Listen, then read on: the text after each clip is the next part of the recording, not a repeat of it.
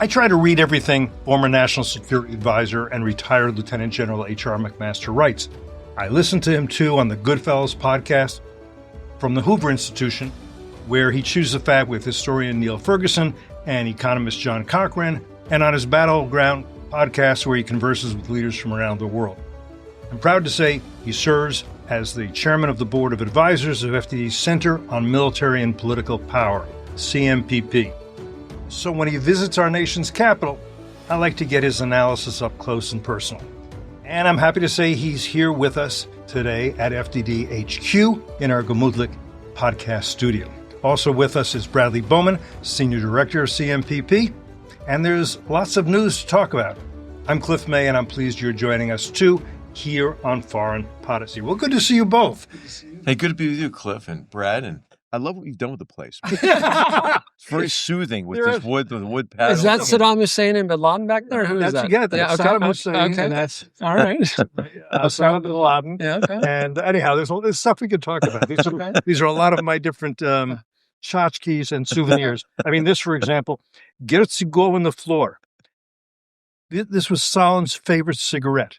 Oh, and they're not really cigarettes. They're papyrosi. Do you know what a papyrosa is? No. So yeah, I'm going to show you because what the heck? And people watching, if not, I'm going to explain. It's like a cigarette, but it's got this long tube, which is not a filter. And what you're supposed to do is squeeze it like this. And you and then you don't have any a cigarette holder. All right. I don't know if they're still as popular, but a lot of people used to smoke these in the Soviet Union. Wow. And these were Stalin's favorite. Gertzi-Govina flower means flower of Herzegovina. I thought it'd be like Joe Rogan and light it up. Well, here you go.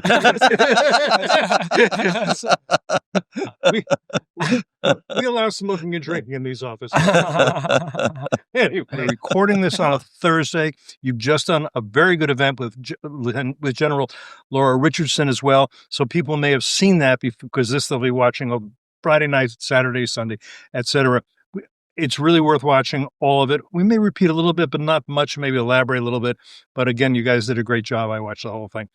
All right. I think let's start with Battlegrounds, and let's start with the one most prominently in the news, Gaza. And I got a lot of things I want to ask, but maybe I'll just start. What's your top takeaway from what's going on in Gaza now and has been and is likely to? Just what hits you that's either counterintuitive or it's fine with conventional wisdom? I'm just curious to know. Well, you could say it's a diplomatic triumph, obviously, to be able to get the hostages out, right? And they're not out yet, by the way. I should say they're not out yet. That lady ain't sung, but we think so. Okay. Right, and there's positive momentum. I mean, some who have been killed, it may be difficult to locate the remains and so forth. There are these complications, but it seems like it's going to be on track for the release of the vast majority, all the living hostages, the vast majority of those who have been killed.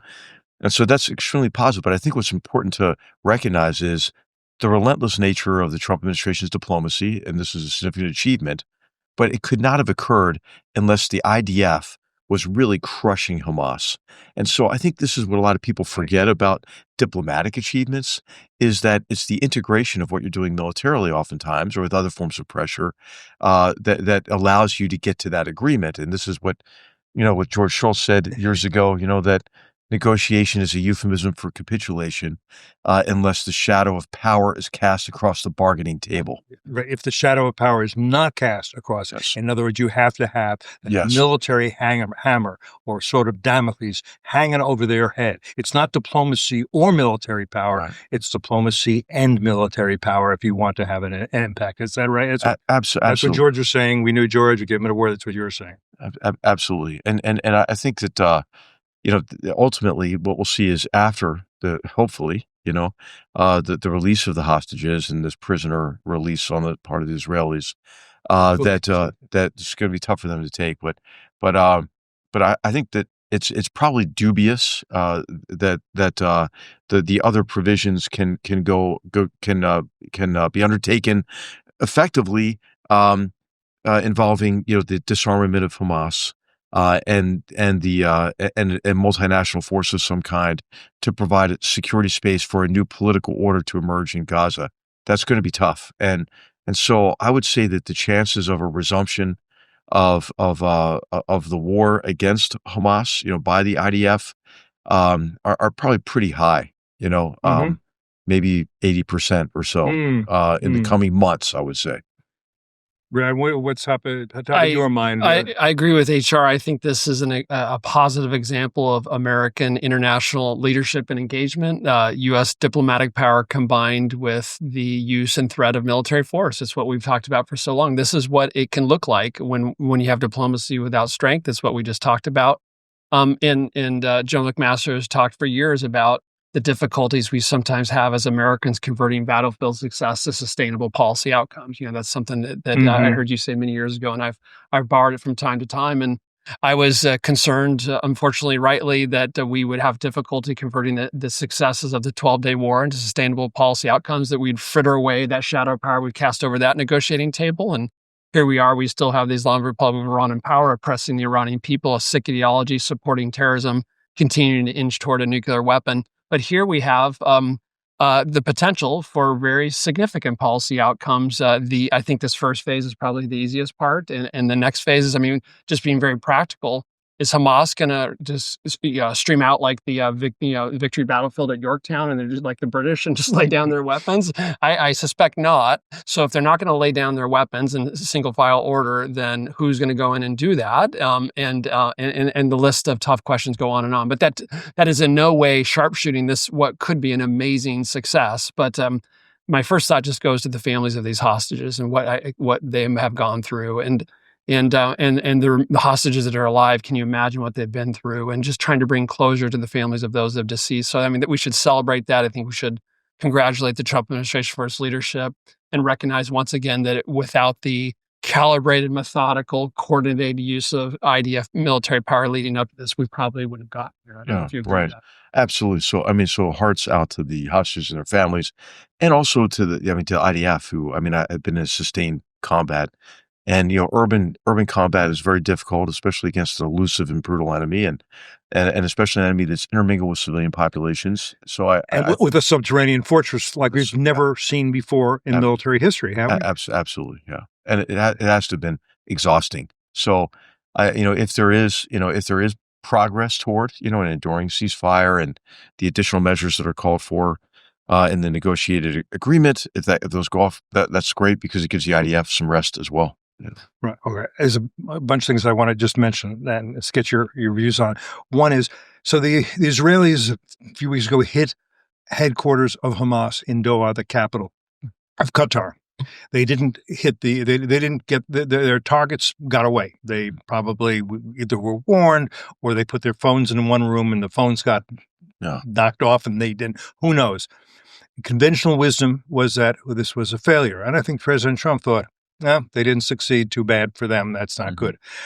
I think in retrospect, in hindsight, that may not be true. And here's my thinking on that, and tell me if you agree, that those who were the targets now realize, oh, I'm not safe. Not here, maybe not anywhere. I'm on the terminal list.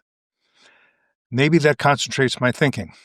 Maybe I'm going to go along with a peace deal or a ceasefire deal, or call it what you may, especially once Trump had lined up the Egyptians, the Jordanians, okay.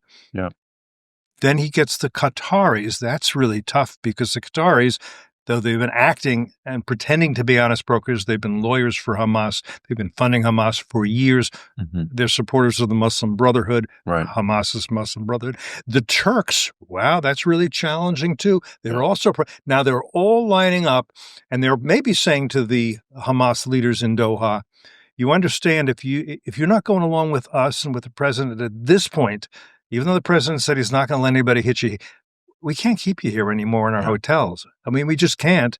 Right. And I think this should have happened years ago. I think it should have happened under Biden. They should have said to these guys, you're either getting extradited or you're getting prosecuted or whatever it is. Right. But I wonder if that, in other words, what I'm saying is that Doha strike may have concentrated minds on maybe it is time to move to a new chapter. Yeah, Clip, I think that's absolutely right. And I think where we blew this is with the Taliban, who are in a similar relationship with the Qataris, and with the Taliban Political Council. Yeah. And we continued down that path of thinking we could negotiate with an organization who we assumed would assume power, would be, would be more enlightened than it was during the 96 to 2001 period when it brutalized Afghanistan the first time, and there would be a bold line between them and Al Qaeda. All that was false, and self delusional. I'm glad that that finally I think maybe the double game with the Qataris could be over as a result of this, and I think what you allude to as well, that Hamas leadership should know that they'll be hunted down no matter where they are, and October 7th, that changed everything from the perspective of the Israelis, and Israel has a long history of hunting down those who murder their people. I mean, think about how long it took them to get all the terrorists after the Munich attacks and so forth. So, but I think this was a big turning point. It also, I think, incentivized the other Gulf states to get behind this deal. I think so. John Schanzer of FDD has written about it, talked about it, because they had thought up to now, this war is taking place in Gaza. It's not coming across to our side. We're far away from it. Suddenly they realize, no, they're not. Right. And it's interesting. I talked to somebody who had met with I'll just say the very well-known very well-known ambassador from a Gulf country, who was furious, even though he doesn't like Qatar, about what had happened in Qatar from the Israelis. Furious. And he said, "Oh, this is so bad. This is so..." And I said, "Maybe not."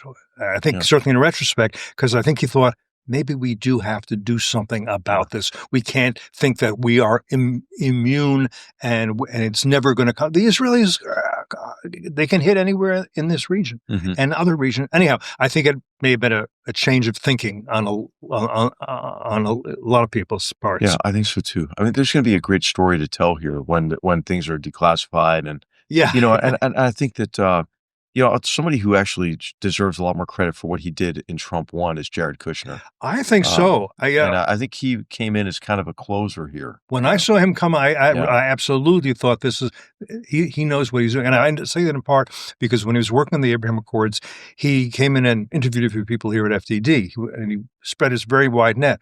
And I was very impressed because he wasn't there like so many people to say, let me tell you what you don't understand, what you He said, I've got a question. I got another question. I got another question. Well, what about? And I thought, he's soaking up information in a very interesting way. Absolutely. He and Jason Greenblatt both were a fantastic team, and they did. They asked questions. They listened. Both of them have kind of an empathetic nature, and of course, what he had this time are very deep relationships, based on his time in Trump 1, but also he has deep financial connections and so forth, business connections there as well.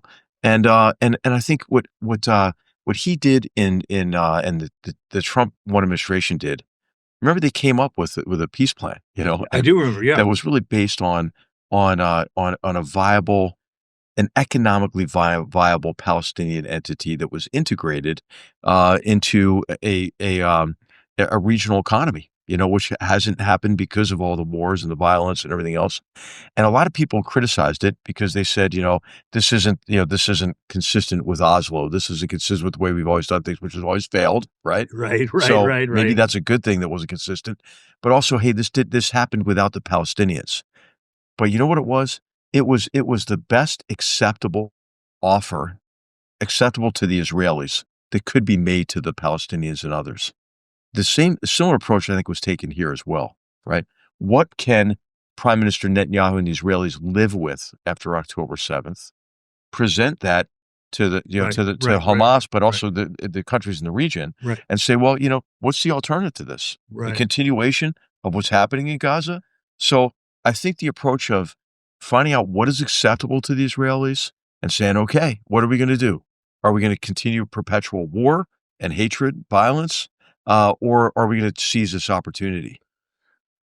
Did you want to? No, I agree completely. I think we all do on the double game that Doha has been playing for so long. Double game is a polite word for what they've been doing, and the way they've been supporters of Hamas, and yet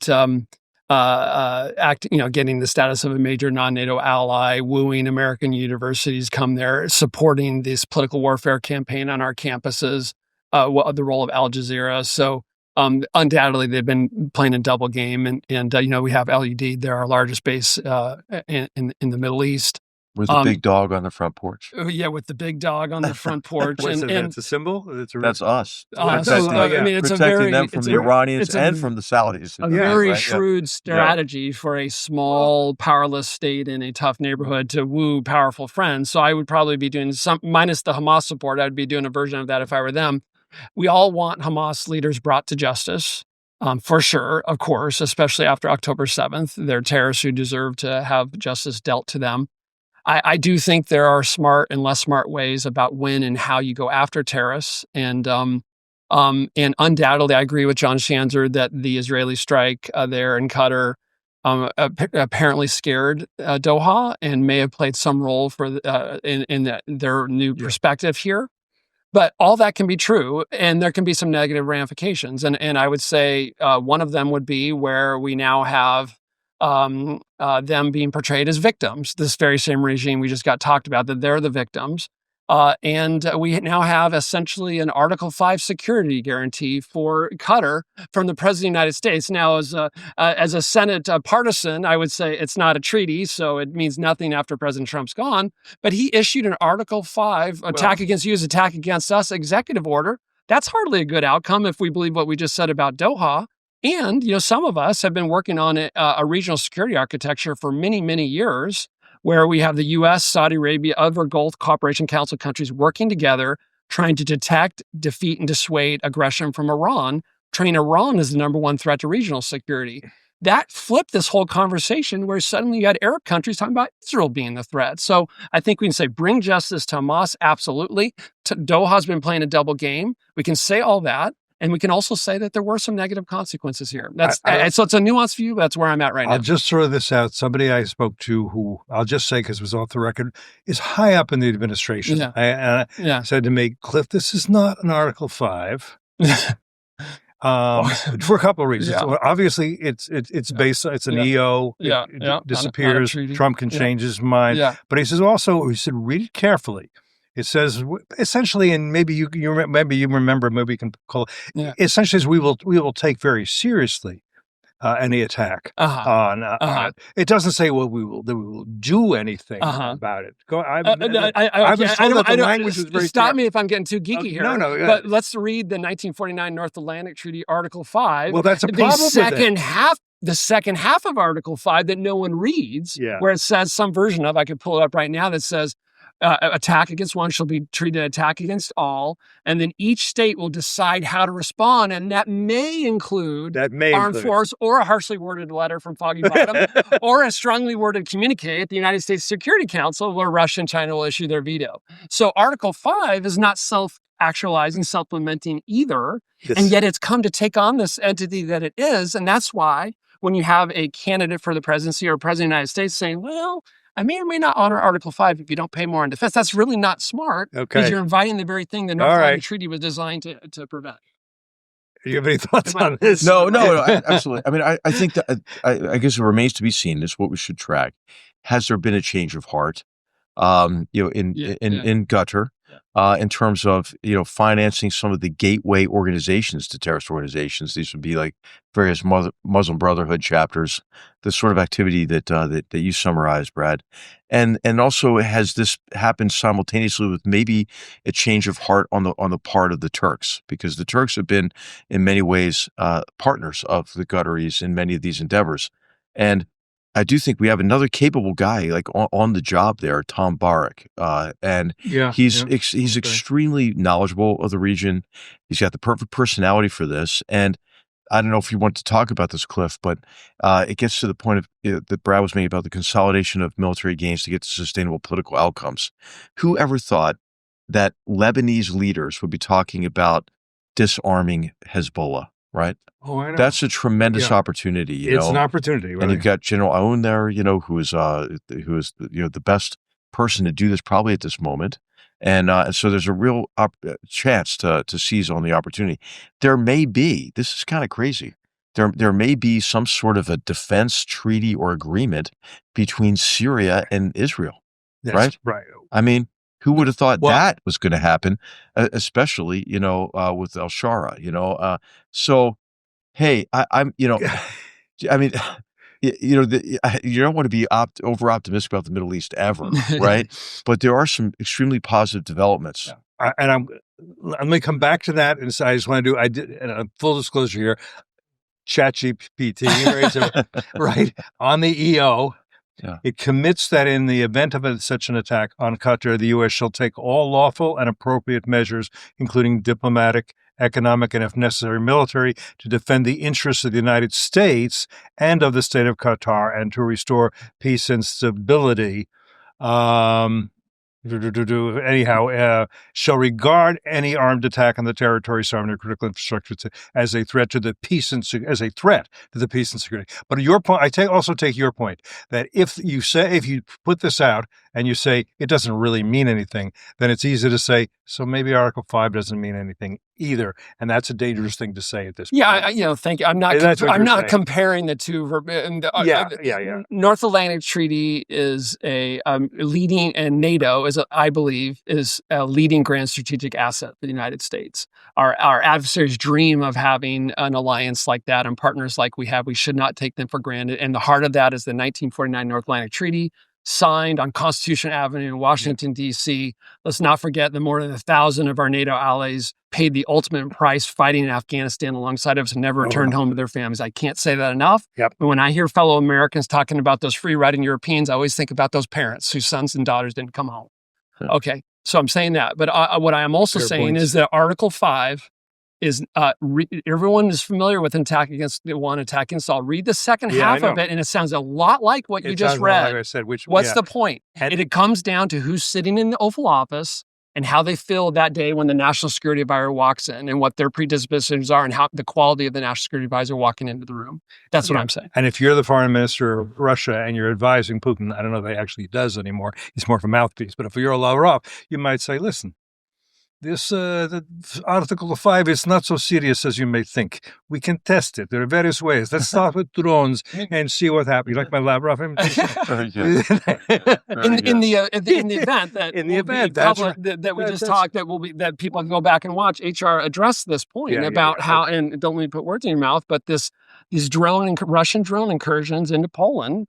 I think you said that was an Article 5 violation. Are we going to respond? The other country was Romania, and then the Russian jet MiGs in Estonia or Lithuania. Yeah, and and he's probing. And by the way, those drones that would not be happening the way they were if it weren't for Iranian support for Russia's drone program. And so this is an example where you have Iranian support for Russia that is contributing to the threat and the killing of Europeans in the middle of Europe. Yes. Yeah. All right. Another conventional wisdom thing I wanted to hit on, and that was very controversial when the Israelis decided, when Netanyahu and the war cabinet decided they were going to push into Gaza City. Gaza City is one of the last strongholds, not the only last stronghold, I've been correct on that, of Hamas. It's a very dense urban environment. One of the reasons you could see that it was kind of looking normal for 2 years of war is because the Israelis stayed out of it because it wasn't an environment they didn't want. So even Eyal Zamir, who's the IDF chief of staff, who's I'm sure you know him. He, like you, he looks like he's from Central Casting to be a chief of staff, right? We could do a movie with you and him. I don't know who would be ingenue, maybe Danielle. I don't know. Anyway, he didn't really want to do this exactly. He thought maybe he was resisting. A lot of people were saying, "Hey, it's a matter of diminishing returns. It's cost and benefit analysis. Let's not go into Gaza City. But maybe the hostages are going to be killed because we're there. On the other hand, if we just start pulling out to buffer zones, we're abandoning that. We're leaving the hostage. What should we do?" Yeah. Now, I'm not saying this was all brilliant. What I am saying is that once you had the negotiations ongoing for this peace plan, having for the Hamasniks in the tunnels in Gaza to know that the Israelis are already here. They've got the city like 70-80%. They've got it surrounded. They're upstairs. Maybe we want to live. Maybe not. Maybe we want to die as martyrs, but maybe we want to live and we can get safe. Maybe we should consider doing what we have to do. Right. And so maybe this was at least fortuitous, if not a matter of foresight. You see what I'm saying? Absolutely. So I think, negotiation and mediation theory kind of works here. There's this thing called BATNA, right? The best alternative to a negotiated agreement. And a guy named Jeff Weiss taught me this, who I used to teach at the Tuck School of Business and is a real fantastic expert in negotiation mediation. I think it applies to thinking about how you end a war, right? Because you know you have to make your BATNA, your best alternative, look pretty bad. And so the alternative to Hamas was, we're going to kill you and forcibly disarm you. So yeah, I think that there's an absolute correlation. I think when people began to forget about how important it was to integrate what you're doing militarily to what you're trying to achieve diplomatically was after the Dayton Accords, that ended the wars in Bosnia. What people forgot was the importance of the Croatian offensive that really enabled Richard Holbrooke to get that ball across the line, and to get a ceasefire and an agreed partition and all that stuff. Because the Croatian offensive yes. meant that the Serbians were staring down the jaw of death. Absolutely. Okay. Absolutely. Yeah. I just think this point that we keep coming back to about the combination of diplomatic pressure and military force is obviously relevant to the situation in Ukraine. I think, and I don't take any joy in saying this, it appears to be just a fact that Vladimir Putin is decided or concluded that warnings from Washington are more rhetoric than action. It's like, I'm not suggesting the Russians are children, but it's like a parent who keeps threatening to discipline their child and never does it. The child at some point concludes that, that what the parent says doesn't matter. And I'm not saying we haven't done anything. The Trump administration has this arrangement where Europeans buy our weapons. That's great. But for a peace through strength administration, that in that capacity is not as strong as what the Biden administration did. The Biden administration supported roughly $66 billion of our money, which is less than 2.8% of what we spent on the Pentagon over the same time period by comparison, to help our Ukraine as well. So if we believe we have vital, important interests at stake in Ukraine, why is it not in our interest to help contribute alongside the Europeans are carrying more and more of the load to help defeat the worst invasion in Europe since World War II? So, and there's a reluctance to impose real economic consequences as secondary sanctions. Yeah. And I don't know. I'm going to and to seize to put the funds to use in Europe and in particular to support the Ukrainians. Let me just say, the shadow the funds fleet you're talking with the funds you're talking about. There is about $300 billion, something like that. That is frozen fund, Russian funds that could be used for both reconstruction, but also for buying munitions. For them, right. And should be. Now, from what I hear, and reports I've been reading, the Europeans are more, for the most part, are thinking more about doing that, are closer to it, but the Belgians don't want to. And by the way, there's also they always get this international law stuff involved. But here's what they're saying is what they could do is they have a simple way to do it is to say we're going to lend this Russian money to the Ukrainians, but at the end of the war, the Russians will owe reparations for the $1 trillion in damage, and they'll have to pay that off first before they get it back. That's right. And I think also, if you do believe, these analogies are thrown around quite a bit, that this is 1938. Yeah. Shouldn't we be doing everything we can to prevent us from getting to 1939 and 1940? And it is so if it's unprecedented, okay. Well, let's make this a new precedent, in terms of the arrangement that you mentioned. And there have been some pretty compelling legal arguments made that this is defensible from a legal perspective. The other aspect of this is, Russia profits to the tune of about $130 billion a year because of hydrocarbon exports. Yeah. And it's spending about, oddly enough, $130 billion a year on the war against Ukraine.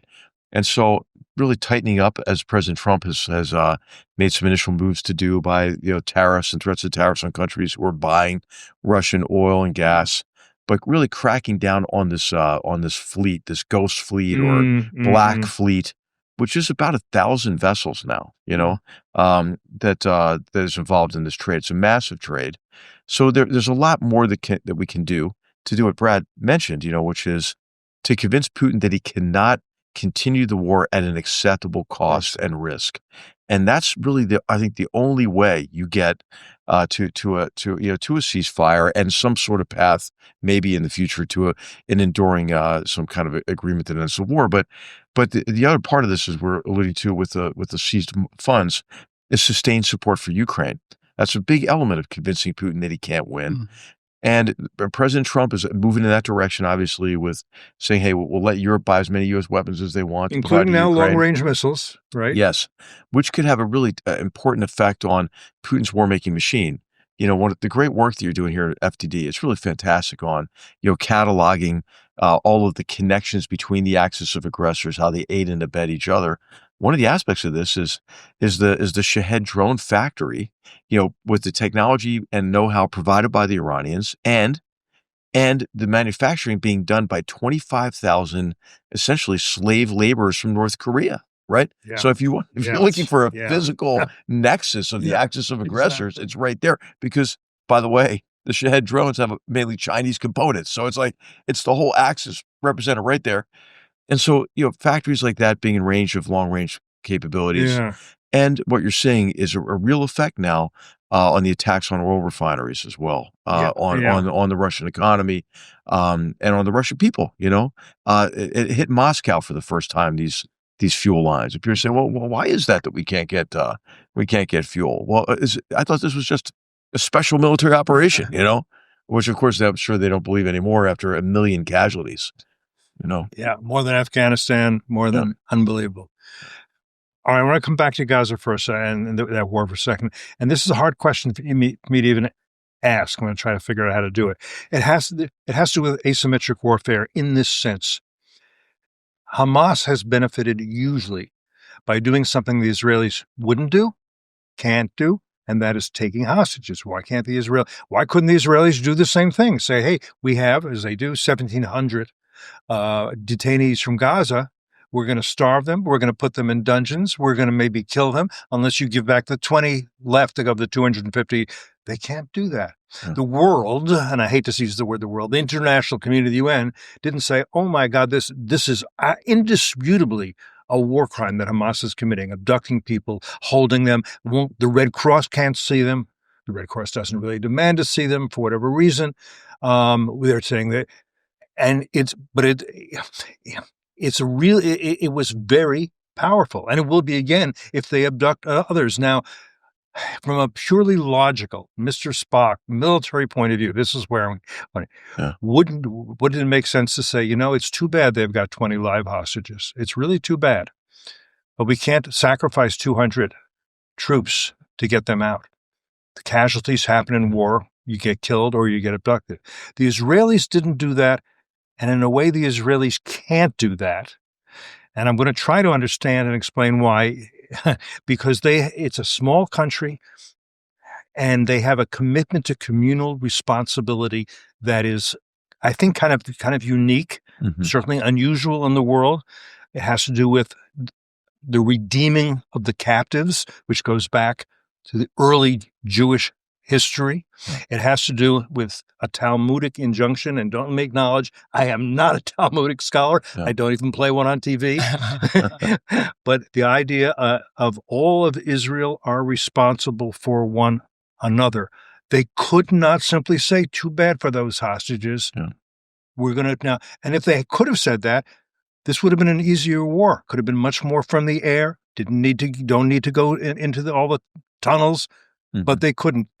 I'm just interested in whatever you have to say about this asymmetric warfare and this kind of unusual, if not unique, commitment the Israelis have that is admirable, but it is a huge vulnerability. Know that, last thing I'll say is, Yahya Sinwar, who was the architect of this war, he was one of 1,000 terrorists released in exchange for a single Israeli soldier. Yeah. And when that happened, he thought, I understand how to get these guys now, and I will do so. Right. And right now, as a price for the 20 hostages, the Israelis are releasing 250 convicted terrorists, convicted of multiple murders of some of them, and 1,700 detainees. And maybe some of them are going to open up yoga studios and health spas, but likelihood is that many of them will return to the jihad when they can. Okay, I've made my introduction. No, to this hard question. This is a big part of the the asymmetry, the moral asymmetry And I think this relates to the United States, other, Judeo-Christian nations, other nations who value human life, like Japan, for example, and democracies around the world, what people say broadly, like the West or whatever. But I think that the Hamas leadership did deliberately recognize this, right? That this is the vulnerability. There's that quotation. I'm going to get this a little bit wrong, by the Hamas leader who said, we know what Israel's weakness is. They love life. We love death, right? And so we can take life away from them, right? I think that what is important here is to not allow them to get away with it. Don't allow them to drag us down to the same kind of brutality as you mentioned. We can't do that.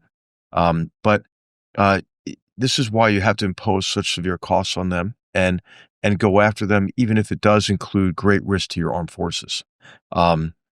Anytime we've tried to negotiate with like the Iranian proxies, it's backfired, right? So think about what President Reagan did, right, with the effort to get hostages released with the arms sales, right? This became the Iran-Contra affair. What the Iranians did is they released some hostages, but they immediately took more hostages. Right. And that's the pattern. You see that even with unlawful detentions in China, for example, they'll release somebody and then they'll take somebody else. Russia has engaged in this activity, with the Wall Street Journal journalists and others, Iran has done this time and time again. Yeah. So it just encourages them. It's kind of a dilemma. It's tough. If you're the ambassador charged with, with the hostage portfolio, what are you going to do? Do you say, okay, I'm not going to make any concessions and these people are just consigned to be there forever? This is why I think when you do have the opportunity to use military force to free hostages, then you have to do it. And this is what President Carter tried to do with the failed Desert One mission, Right. And it's why that led to us developing the most capable hostage rescue organization in the world, and counterterrorism organization in the world. That's the Joint Special Operations Command. And so it's a mission that will endure for us and for others. Israel also has extremely capable special operations forces. And the people, do you remember the counsel we were giving the IDF, this is under the Biden administration? Don't go into this neighborhood. Don't go into Khan Yunis. Well, guess where they liberated the prisoners in all the neighborhoods they were saying don't go into? Prisoners who were guarded by so-called journalists and so forth. So, hey, I agree with you. This is a big asymmetry. But there are two things: is you have to pay a higher price, I think, to go try to liberate people, and take a high risk to do that. But you also can't steep down to their level, hostage taking. I think that, would you agree the Israelis have done what you're saying? Yes, absolutely. Yeah. Cliff, HR used the term Judeo-Christian, and I just wanted to follow up on that if I could. I mean, I'm not an expert on the Talmud either, but but I know a little bit about Christianity, and and what unites, I think, Judaism, Christianity is the belief that we are created in the image of God, and that we have souls, and that gives each of us, each individual, worth that's worth fighting for. And I think that idea informs who we are as a people, the United States and Israel, as free people, as people with a morality and character who make distinctions between combatants and non-combatants. It forms things like our warrior ethos that we talked about that says you never leave a fallen comrade. Well, why wouldn't you never? Because that person has a soul, and they have worth, and they have and a mom and a dad. And so we go and get our fallen comrades. We go and get our hostages. That's who we are. And we can't permit ourselves to become like the people we are fighting. I think that would make us morally compromised, and it would also be strategically stupid for Israel, because one of the arguments that I have made, that we have made for years, is that we have common interests with Israel. All of Israel's enemies are our enemies, and we share common values. And so that continued adherence to the distinction between combatants and non-combatants based on that Judeo-Christian worldview is fundamental. It's morally right, and it's also strategically smart for Israel. And if we ever were to depart from that, I think that would be an unwise move for Israel. All right. Here's a question I find kind of interesting. This war has been terrible for the Israelis, terrible suffering for the Gazans too. Not genocide, not when food is being supplied. One of the ways we know it was not genocide is all the people who've been screaming genocide as far as I know, none of them said, "Oh, we got to get this deal concluded as quickly as possible because our interest is to stop the genocide." Because they said, "Oh no, let it. We want to, our interest is to destroy Israel." Okay, but if on October 6th of 2 years ago, I had sat down with you guys on foreign policy and said, "Look, this is." Big problems in the Middle East. Israel is surrounded by a ring of fire. Iran, the regime there, they're getting closer to developing nuclear weapons. Hezbollah's got 150,000 missiles pointing at them.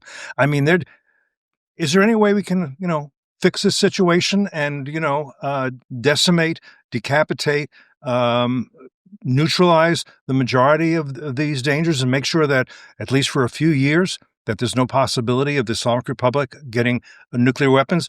Can you come up with a plan for that, General Brad? Can you do that? My guess is we'd say, but I want to say pretty hard. It would have been pretty hard to do, and yet that is what has been accomplished by a war that is not just a war of Israel against Hamas. It's a war against the Islamic Republic of Iran and all of its proxies, most of which have been badly incapacitated. Yeah. Absolutely. I mean, it was a 5-front war, from the beginning. At least. So you had October 7th. On October 8th, less than 24 hours later, Hezbollah launched their first missiles. You have to remember, obviously, we do here, 60,000 Israelis had to evacuate the northern part of Israel. For months and months. For months.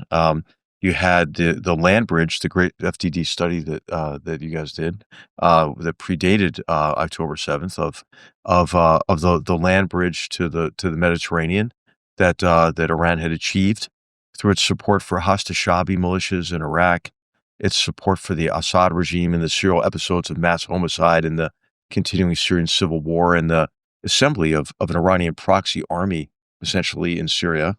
The Houthis, I mean, these are all creations. They're not defeated, but they were all creations to really do two things is what Iran wanted: kick out the great Satan out of the Middle East, as the precursor towards surrounding and destroying Israel, killing all the Jews, and creating a subservient or servile relationship with its Arab neighbors.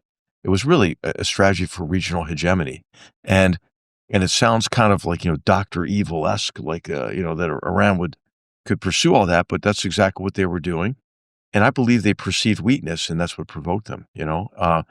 As you mentioned, Israel, disregarded our advice. They did go into those neighborhoods in Gaza we said don't go into. They did go into southern Lebanon when we said not to.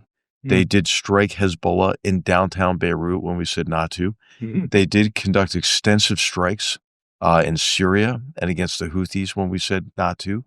And then ultimately, they finally responded like to the return address in Tehran after the Iranians made the big mistake, of attacking Israel directly in, I think, April and October of 2024. So, but with the first time we said, hey, just take the win, on shooting down their missiles. Don't do anything else. That was what Biden said. Right, Biden said. Yeah. So we talked about this last time, the folly of escalation management, which really only gave Iran the ability to escalate on their own terms with impunity. And so, we have to learn from this, I think. And Iran was profoundly and is profoundly weak. And we talked ourselves into a situation where we built them up, that there, this would be a cataclysmic war. Remember those who were saying, hey, this is World War III now? And Tucker Carlson was saying right up to the end. And he's on and plenty on the left were saying it too. Yeah. Right. I remember in 2017, when we brought President Trump options to respond to the mass murder of innocent people using the most heinous weapons on earth, nerve agents in Syria, mass murder attacks, including the murder of scores of children. We thought this was important based on U.S. interests in a couple of areas. First of all, to ensure that the use of these weapons did not become normalized again, on like the 100th anniversary of the end of World War I, right? We brought him options, and there were people in the administration, some who are outside now with this kind of neo-isolationist mantra. When he decided to strike the Shikun Air Base, or the air base from which this attack was launched, and to take out really essentially a third of the Syrian Air Force in those strikes, I heard people saying, "Oh, hey, congratulations, General, you're starting World War III," and Just so what you wanted. Including people in the White well, House. you know what? Including people in the White House, I'm afraid. Right. And it's not like we didn't acknowledge that there could be a risk of Yeah. Russia responding and so forth, but we knew that Russia was extremely weak in Syria, and we saw what happened once Israel really crushed Hezbollah, decapitated and decimated Hezbollah.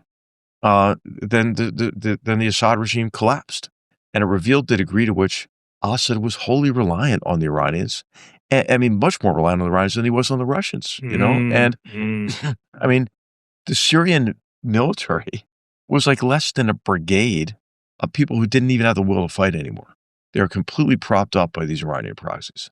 So I think there's a real opportunity, as Brad mentioned in the beginning. Maybe we talk a little bit about this, about to really consolidate some of these gains, really push hard for the demobilization of Hezbollah, especially make sure that Iran doesn't have the money it needs to try to rebuild these forces. I think sustain efforts against the Houthis, and there's a big opportunity in Iraq right now. I think. I mean, the Iraqi people are fed up with the Iranian influence. This whole idea that that Iran could be made sort of a proxy of Iran will never happen because of Iraqi pride. Maybe especially among the Shia population there. And so there's an election coming up in Iraq that's going to be consequential. There's a splintering of the Shia coalition, largely because of differences of opinion about Iranian influence and differences of opinion about what should happen to these militias, for example. Syria, as I mentioned, what if there is a defense pact with Israel? And hey, what if there is a real ceasefire? You see real humanitarian relief. You see the beginning of reconstruction in Gaza. That momentum carries over to an extension of the Abraham Accords, I believe. I think Saudi Arabia then does join it. Maybe you see some regional economic integration. So, I'll tell you, I mean, this is a very pivotal moment for the Middle East, and it could be quite positive if we follow through. One question about the Axis of Aggressors that I've been meaning to ask you about, Brad. I should have before, but I've been seeing reports, you tell me if they're credible, that the Chinese are supporting the Houthis at this point in various ways. And that's it's worth looking into, it seems to me, because that would be another way of this axis. And you can see why the Chinese might do it, but it's pretty nefarious for them to be doing that. When, so they're the only ships that can go through the Suez Canal and the Red Sea are Chinese ships. You know about this? Yeah. Yes, I know about this. Yeah, this is important. Okay, There's a command post in Hudaydah, I believe, that is populated with Russian and maybe Chinese, I'm not sure, but Chinese information is getting there through cutouts of some kind.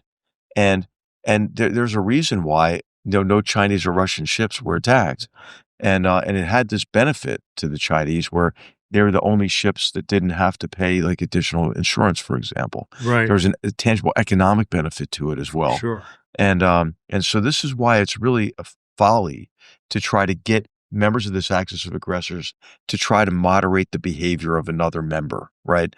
All we do is create this illusion that they're separate. We allow them to cover for each other.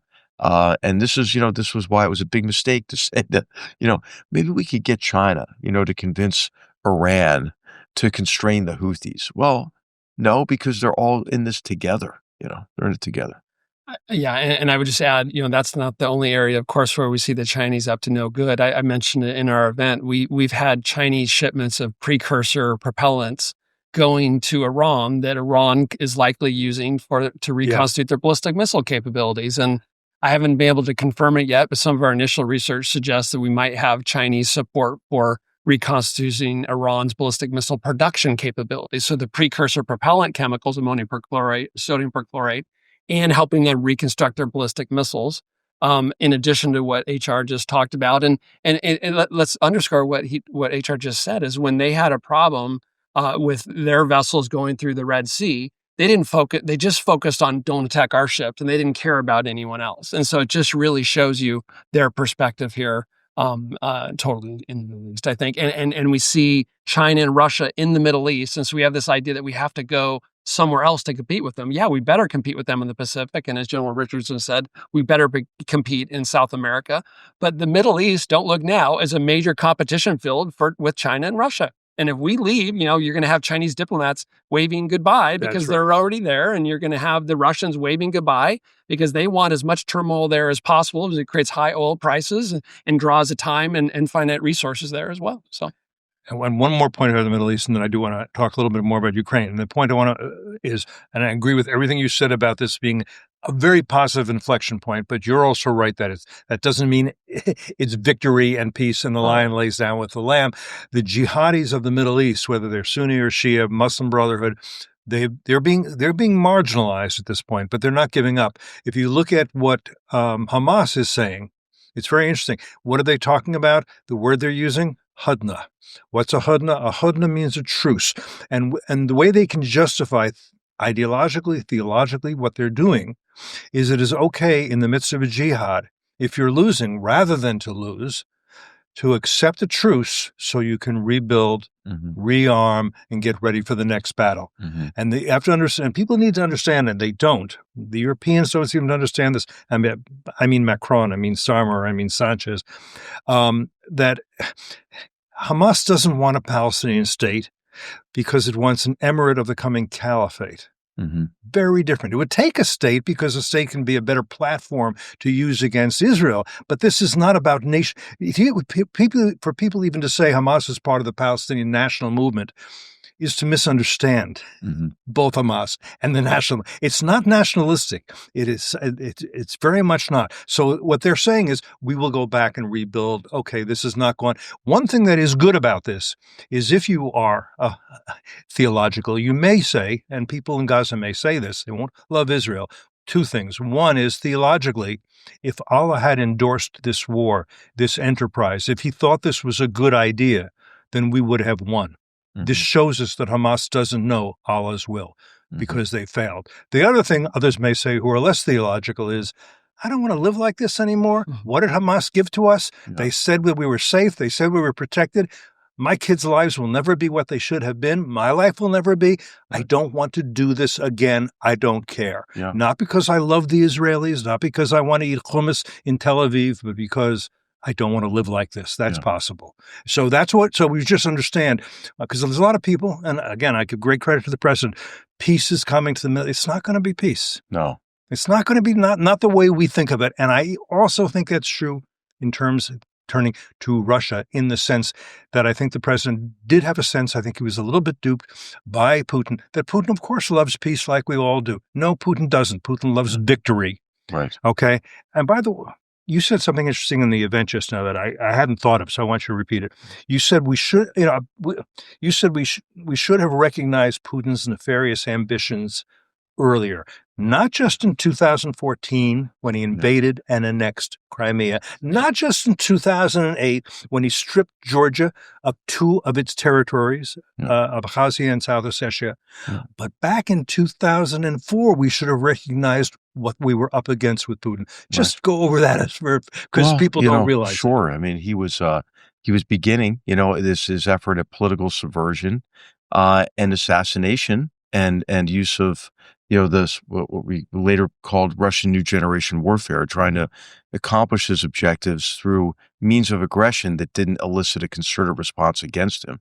And in this case, he poisoned a Ukrainian presidential candidate and permanently disfigured him. Yes. Yeah, I remember this. Yeah.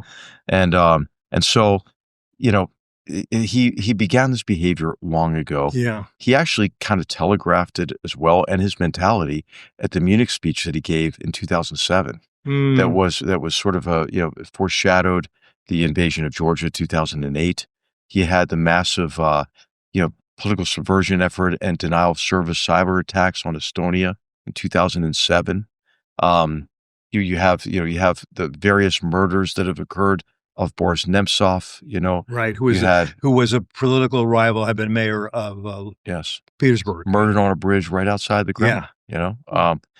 Journalists, investigative journalists, attorneys, right? Yeah. This is Magnitsky, what happened to him. Right, You Bill know, Browder's lawyer. yes. Right. Oh, yeah. So, this is a pattern of activity, and our response was really tepid and weak. Oh, let's to all reset this. relations. We can Yes. have good relations. Right. We both see the problem of Islamic terrorism. Well, he does, and he flattens the city of Grozny, where the Chechens Yeah. live, because Right. Chechnya is a colony of Russia. And it enables the serial episodes of mass homicide in the Syrian civil war. Right. That's his definition of counterterrorism. Right. You know, Right. So, yeah, it's Okay. it's really. I mean, I think it's really important to understand. This is what the historian Zachary Shore does so well in a book called A Sense of the Enemy. He talks about strategic empathy and the importance of paying particular attention to the emotions, the aspirations, the ideology that drive and constrain the other. We so often mirror image. Putin must want what I want. And Yeah. Putin Mirror is image. he's driven by an ideology, which is kind of a Russian hyper-nationalist ideology, but the main emotion for him is anger and fear, right? Anger, fear of losing control, but anger over his sense of honor lost associated with the breakup of the Soviet Union. And so he is obsessed. He's a man obsessed with restoring Russia to national greatness. He can't do that by competing head to head with us, right? His economy is now smaller than the size of Italy's economy.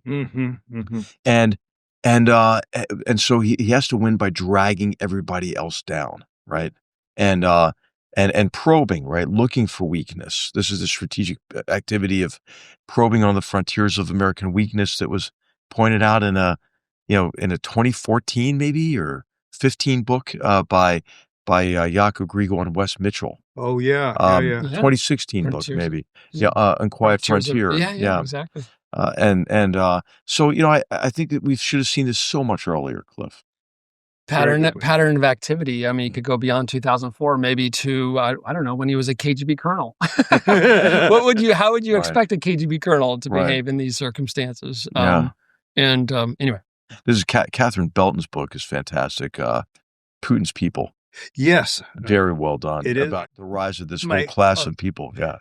We're recording this on Thursday. Finland's President Stubb met with President Trump today. What he's been saying is interesting, and I just want your view on that. He said Ukraine is in a better place than they were a year ago, and there are reasons for that. The military capacity has strengthened. In the past roughly 1,000 days, Russia has advanced by only 1% of Ukrainian territory. Meanwhile, we've seen developments in the Sumy region over the past few days and weeks that have shown Ukraine's capability to advance. Do you agree with him? Despite everything, you think Ukraine is doing better now? I do agree with that, and I think there are other factors as well, including just the unsustainable losses that Russia has suffered. It was up they're to sustainable. 30,000. Putin, he doesn't care. Yeah, but I think everybody's got a breaking point. You do think even if you've got a GRU or SVR guy behind your back, behind you with a pistol, which is why that's their main method of motivation. The mass conscriptions and so forth. They can't pay the big bonuses anymore. I mean, they're kind of a hard time paying these bonuses that they promise. Life-changing money is what they were using to bring people in for a long time. That their ability to pay that is really drying up now. And I think there has to be a point. I'm not a Russia expert, but I know a lot of people who are in the diaspora, and they feel like that that people are fed up with it, and they think that what could be plausible is not maybe a challenge directly to Putin, because in these authoritarian regimes, they don't have to be that strong. They just have to be stronger than any organized opposition. But what happens if Russians just stop doing what he tells them to do? To go to their death in Ukraine. So there's a real opportunity here. I mean, I think the Finnish president's a real hero. His predecessor during President Trump's first administration, President Niinisto, was also very good at explaining the Russian threat, because nobody's been under the gun more than the Finns. Yeah. But the example I would use from Finland, he has a real deep, their history gives them this deep affinity for what they lost 10% of their land in the 1939 Winter War. But when the Bolsheviks came into power, we made a long-term low-interest loan to the Finns to defend themselves against the nascent Soviet Union, and guess what? They paid it back in full. So in addition to the assistance we're provided by the Europeans paying for U.S. weapons.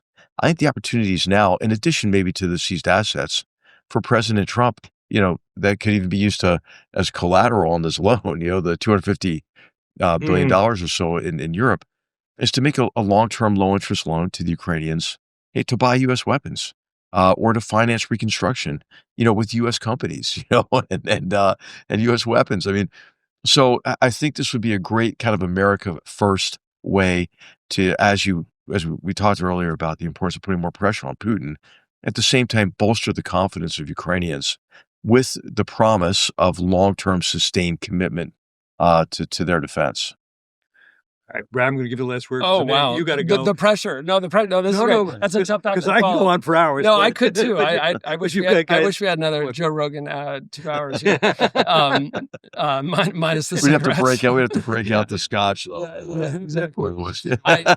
As our Cliff, as our colleagues in the Russia program here have been saying, the program that you lead, I agree with HR. There are absolutely vulnerabilities that can and should be exploited. Many of them are financial. There are steps that we could be taking that we're not to test the hypotheses and, secondary sanctions and so forth. We know that we have Chinese money flowing into Russia, purchasing Russian oil that's helping to make this war possible. We know the Chinese, as NATO said, and it's communicated during, I think, the Washington summit as early as that the Chinese are providing support for the Russian defense industrial base. So there are absolutely frailties and weaknesses there. We should listen to the Finns who have the long history of living right next to the Russian bear. And there are absolutely things we should have done yesterday that we have not done to exploit those vulnerabilities. All right. To be continued, I hope.